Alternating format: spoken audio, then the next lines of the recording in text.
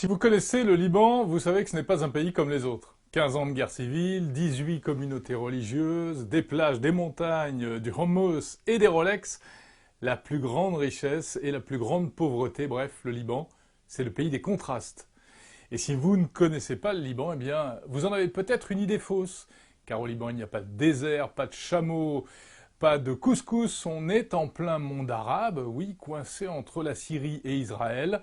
Mais c'est aussi le pays le plus occidentalisé du Proche-Orient. Il faut dire que le Liban a été quasiment créé par la France et qu'il est resté sous domination française pendant 20 ans. Au Liban, on parle français, en plus de l'arabe et de l'anglais. Et beaucoup de Libanais sont francophiles, même qu'ils ont un peu de mal à accepter l'idée que le général de Gaulle ne soit plus président. Mais bon. Alors ils sont drôles, ces Libanais. Ils sont chaleureux, accueillants, ils aiment faire la fête, manger, boire. Ce sont des commerçants hors pair, ils vous vendraient tout et n'importe quoi avec le sourire. Ils sont aussi super débrouillards, 15 ans de guerre, ça apprend à pratiquer le système D. En revanche, il ne faut pas trop leur en demander. Question ordre, respect des lois et organisation.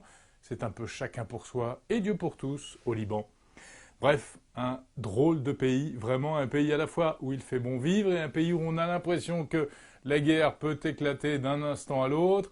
Un pays où l'on aime gagner de l'argent et le montrer, où l'on aime le luxe, les belles voitures, et un pays aussi où la famille est très importante, où les mères libanaises ne pensent qu'à une chose, c'est à ce que leurs enfants deviennent médecins, avocats ou ingénieurs.